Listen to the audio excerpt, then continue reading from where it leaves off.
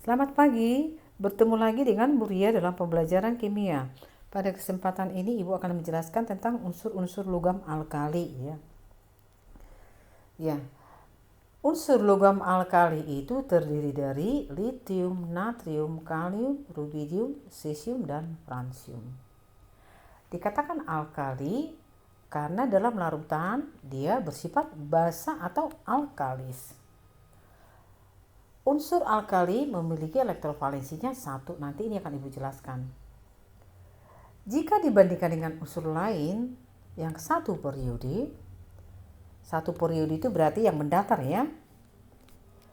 Unsur alkali mempunyai jari-jari atom yang terbesar. Energi ionisasi terkecil. Unsur paling elektropositif atau reduktor kuat. Kalau kita lihat dari atas ke bawah, jari-jarinya akan makin besar. Dan energi ionisasinya makin kecil.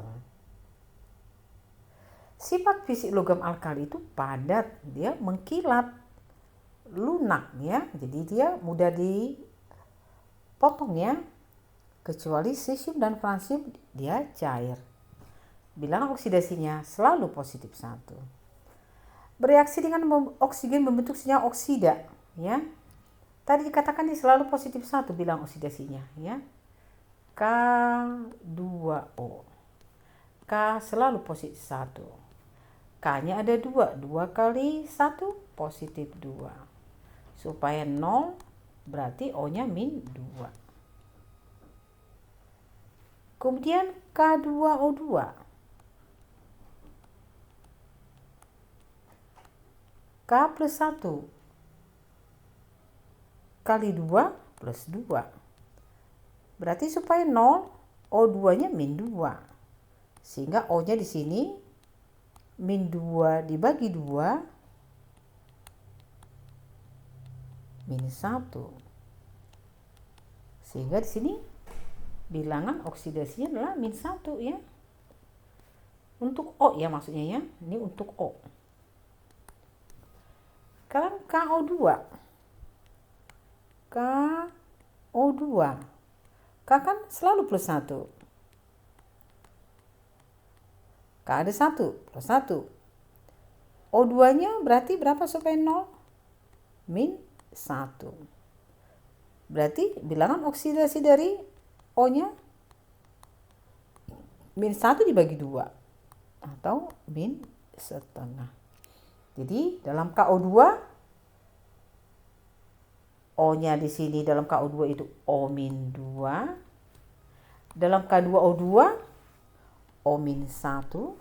Dalam KO2, O-nya min setengah ya.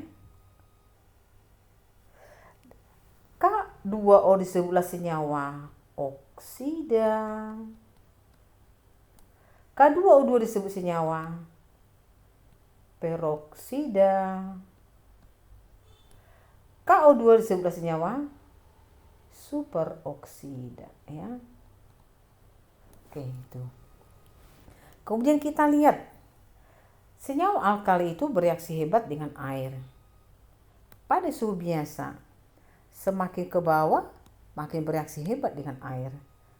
Bisa menimbulkan ledakan atau eksplosif ya. Natrium bereaksi dengan air, menghasilkan NaOH, dihasilkan gas hidrogen.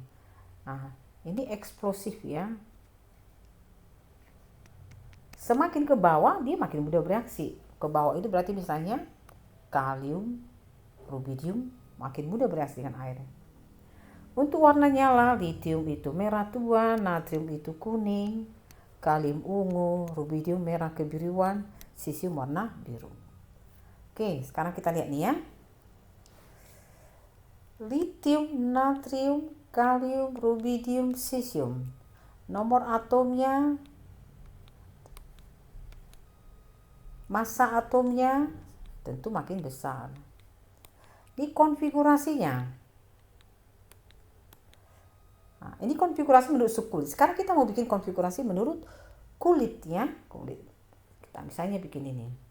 Litium, natrium, kalium, rubidium, cesium. Litium tadi nomor atomnya 3, 11, 19, 37,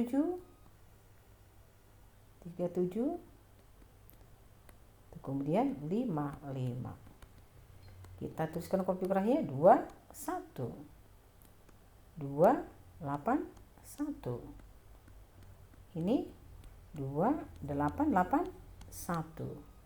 Kemudian ini 28 18 81. Yang terakhir 28 18 18 81.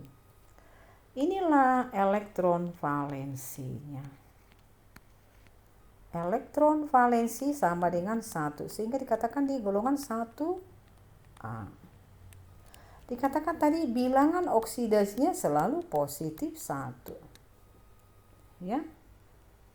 Ibaratnya natrium itu dengan nomor atom 11, 281, dia cenderung melepas nih. Lepas. Sehingga dia bermuatan Na positif. Sama dengan Li, membentuk Li positif, Na positif, K positif, Rb positif, Cs positif. Sehingga dikatakan tadi logam alkali itu bersifat apa? Elektropositif, ya. Mudah melepas elektron. Kalau kita lihat tadi di sini misalnya contohnya tadi Na menjadi Na positif. Dia mengalami oksidasi. Karena dia mudah mengalami oksidasi sehingga dikatakan logam alkali itu kalau dia mudah mengalami oksidasi dia berarti bersifat reduktor kuat, ya. Reduktor kuat. Nah, sekarang kita lihat nih jari-jarinya dari atas ke bawah semakin besar. Mengapa makin besar? Karena lihat nih, jarak inti ke elektron terluarnya semakin jauh. Jadi inti elektron terluar. Jarak inti ke elektron terluar semakin jauh, itu ditandai dengan kulitnya makin besar. Li kulitnya cuma ada 2. Na kulitnya ada 3, KLM. K itu kulitnya ada 4, KLMN. Rb itu kulitnya ada 5, KLMNO. Kemudian Cs kulitnya ada 6, KLMNOP. Semakin besar kulitnya, artinya jarak elektron ke inti makin jauh, artinya jari-jarinya makin besar. Sekarang energi ionisasi. Energi ionisasinya semakin kecil. Kenapa makin kecil? Pertama, ya ingat ya, apa itu energi ionisasi? Energi ionisasi adalah energi yang diperlukan untuk melepas elektron pada kulit terluar. Mana lebih mudah melepas elektron terluar pada Cs dibanding elektron terluar pada Li? Tentu lebih mudah melepas elektron pada cesium dibanding litium, ya. Karena elektron terluarnya jauh dari inti, artinya inti menarik lemah elektron terluarnya, jadi mudah dilepas. Sementara misalnya natrium elektronnya dekat ke inti, sehingga susah dilepas elektronnya. Itu yang mengakibatkan energi ionisasinya makin kecil dari atas ke bawah, atau makin mudah elektronnya dilepas.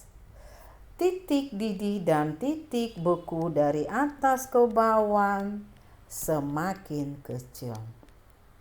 Nah, bisa kamu pahami juga karena ya wujud dari logam alkali tadi, dari wujudnya dari padat nanti rubidium sama cesium itu dia sudah menjadi cair. Oke, kita lanjut.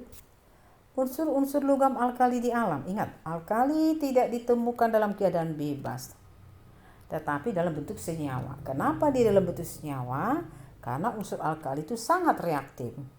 Sangat reaktif artinya mudah bereaksi sehingga dia ditemukan dalam bentuk senyawa. Inilah senyawa-senyawanya. Air laut, NaCl, kriolit, biji sulfit. Bisa kamu pelajari, ya. Itulah senyawa-senyawa alkali di alam. Kemudian pembuatan alkali ya. Pembuatan alkali itu melalui proses elektrolisis. NaCl di elektrolisis akan dihasilkan di katoda natrium. Ini katoda. Cl2 dihasilkan di anoda.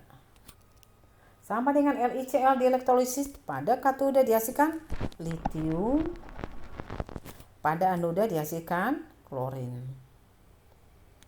Nah, misalnya kalau saya mengulang ya, NaCl wujud liquid, ini kan menjadi Na positif liquid ditambah Cl- liquid. Pada katoda ya, lewat elektrolisis ya, Na positif ini langsung ini tereduksi ya, sehingga dihasilkan Na. Ini ditambah elektron. Pada anoda Cl-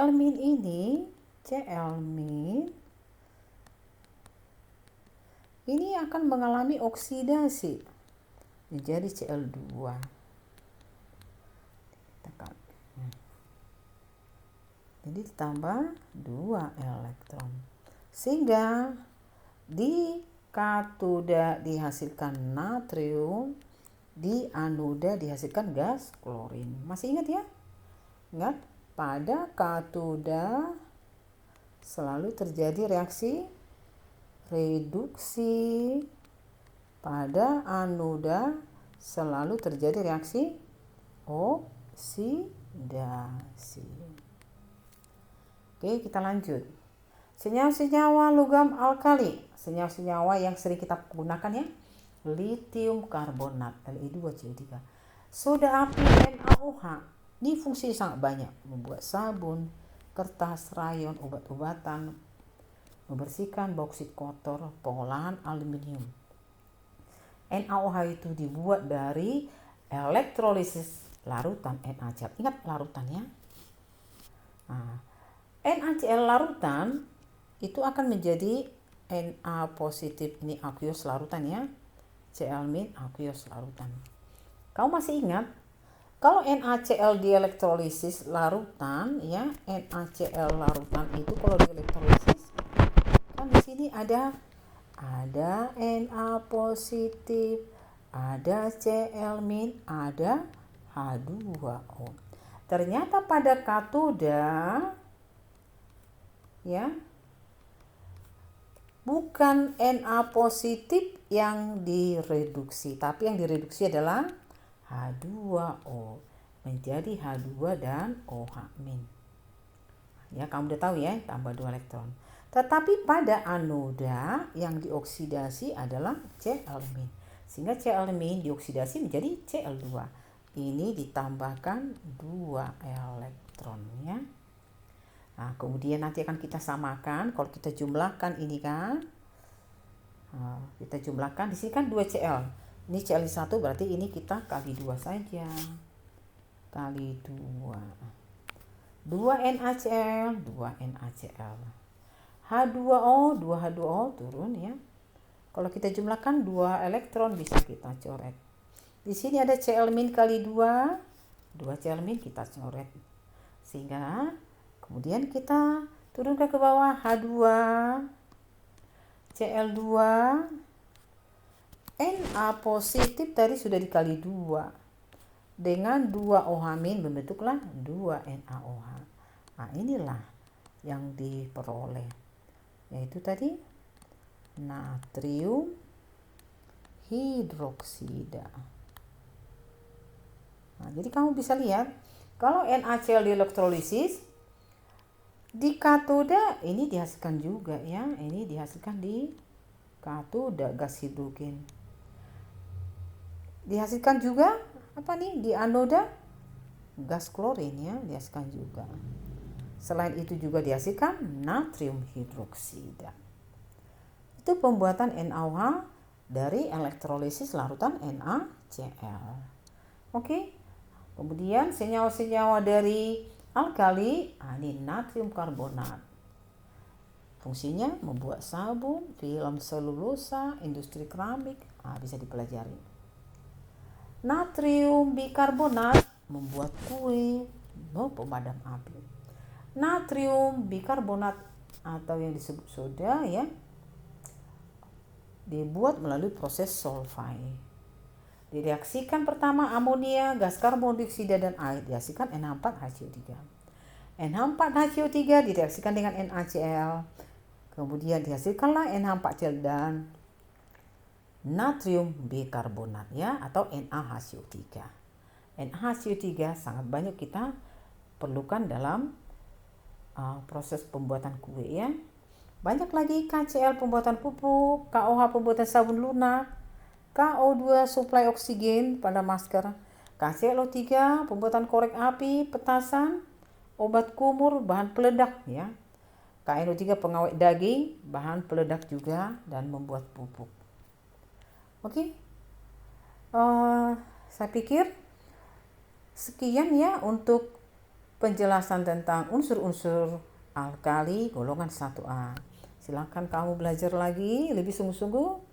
Tetap semangat dalam masa pandemi. Terima kasih.